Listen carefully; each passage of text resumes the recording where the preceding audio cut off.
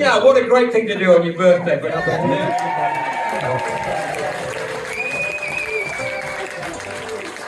hand challenge for our long style.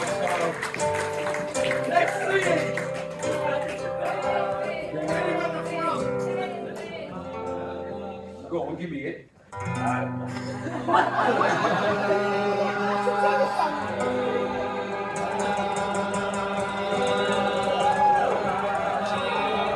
Is everyone pitched it now? We should have sorted it out before.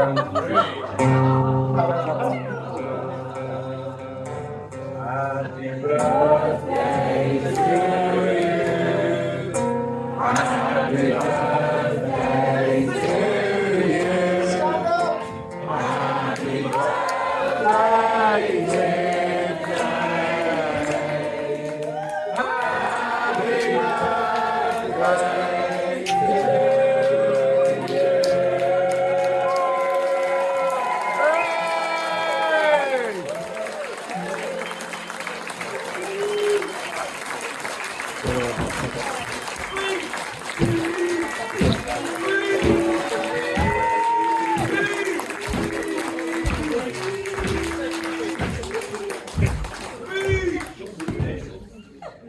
Can you hear me in the balcony? Yeah! Talking to the microphone!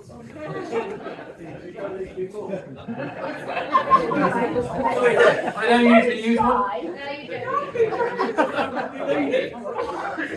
What number is it? So I'm going to tell you why I organised this tonight. Because Band Theatre deserved the biggest possible Bridgwater audience.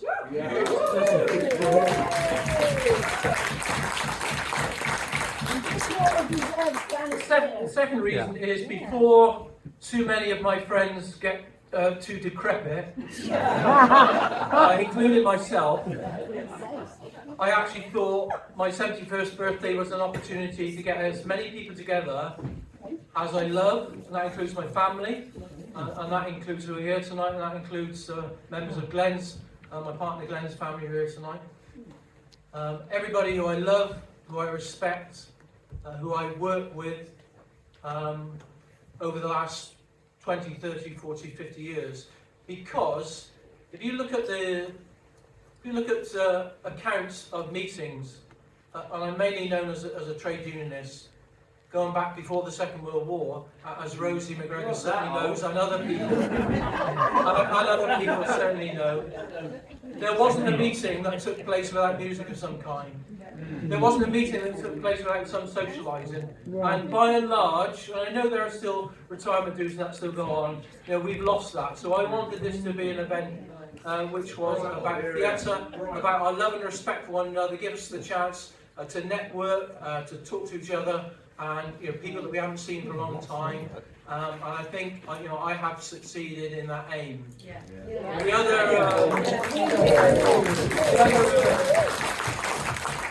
The third reason, which is a little bit more specialised, and I know only a minority of you share my absolute passion for black dance music, was I will never ever be a professional DJ. It was never going to happen. I think I would have been a good one, actually. The reason I was never going to become a professional DJ is because I became a damn good agitator in the post office, and that's much better.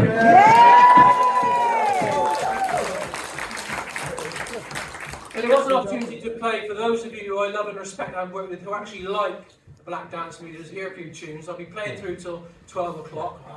Sorry about a few gremlins, but that was because we had to cram, and Paul Collins, my brilliant sound man, had to cram, normally something that would take up half the stage into a space, and hopefully those gremlins have been overcome, and hopefully some of you will, stay to hear some music.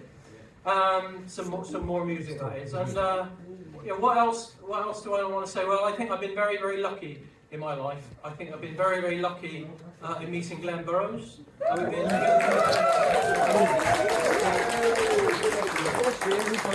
We've been together 38 years now.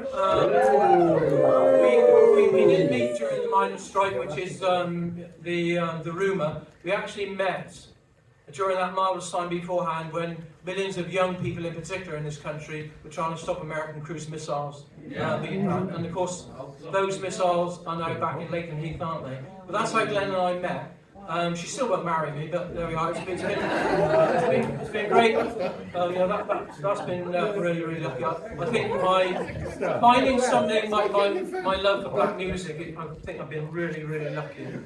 And the other two things really, I've been really lucky in my life. I've been so lucky is finding Bridgwater, because I'm a Clevedonian, and Cleveland is a very, very different society from Bridgwater. It has a working class, but it's got a very, very high self-employed working class, because all the people on the hill have got money, and so a lot of workers end up being self-employed. A very, very different society from Bridgwater. You know, Bridgwater, Somerset's premier working class town in the 1960s and 70s.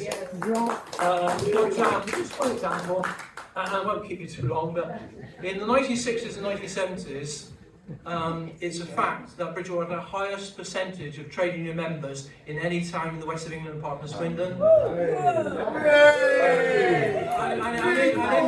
And in the trade union council of which I'm a secretary, you know, we are trying to build on that. But look, thanks for coming.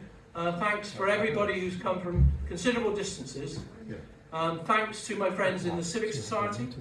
I happen to be the first, and proudly so, first working class local and, you know, to be honest, fiercely left-wing chair they've ever had. It's great to see some of my former posting colleagues. Been retired 6 years now. I was a rep in Bridgwater sorting office for 25 years. We had a hard time for the last 10 or 15 years, but in the last 10 years or so we were absolutely unbeatable. And you know, the reps that have taken over from me, Darren Granty and Bishop and Paul Chapple, they had 4 unofficial strikes during 1 year during COVID, and they remain, in my opinion, in Bridgwater, in the West Country, one of the strongest organised trade union workplaces in the country. And a lot of people know that.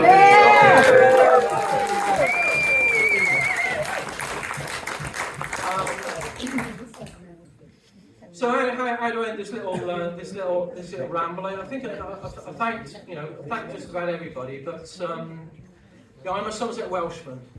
My mother was a miner's daughter from the Rhondda Valley, from Pentre in the Rhondda Valley. My father was born and spent the first few years of his life in the roughest street in Barry Docks.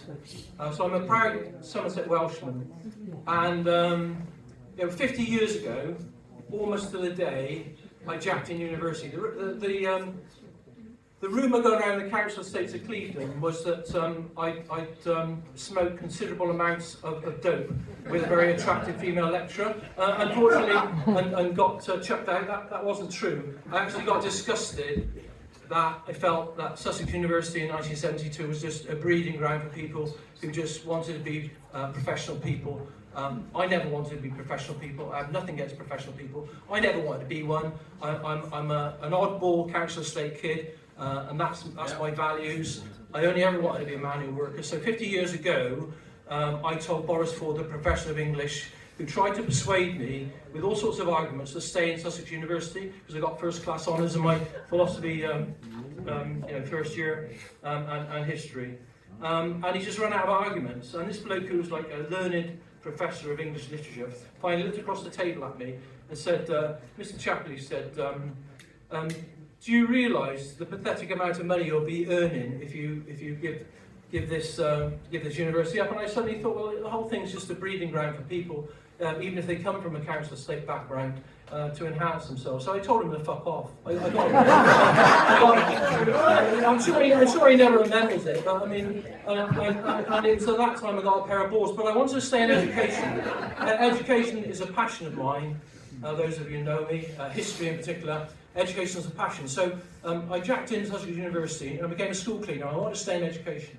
And I became a shop steward in Newquay, and then eventually a shop steward in Royal Mail. But education was a passion for my mother. She left school at 14, worked hard all her life in ship jobs, and also my father as well. My mother was a great reader, and my father at Barry County School, they had a Stedfords. They had a Stedfords in Barry County School, and I think this is an interesting tale of class, actually, Dave, because I said my father came from a rough background, and he always came second in 5 successive Eisteddfods, organised by the Barry County School, which was one of the top schools in Wales, top grammar schools in Wales, and it was for recitation. And at the age of 95, I never got on with my father. He wasn't a particularly nice man. At the age of 95, his age of 95, I was persuaded by Glenn to go and have a last chat with him. And I tape recorded some of his recitations. And I don't know how many stanzas Gray's Elegy in the Country Churchyard had. There's quite a few. And he was word perfect. And whole chunks of Shakespeare. And that came from the Eisteddfods and the education that he had in Barry County School. In honour of those Eisteddfods, and in honour of my mother's favourite poet, this is a little party piece for you. This is no country for old men, the young in one another's arms. The birds in the trees, those dying generations at their song. Commend all summer long, whatever is begotten, born and dies. Caught in that sensual music, all neglect monuments of an aging intellect.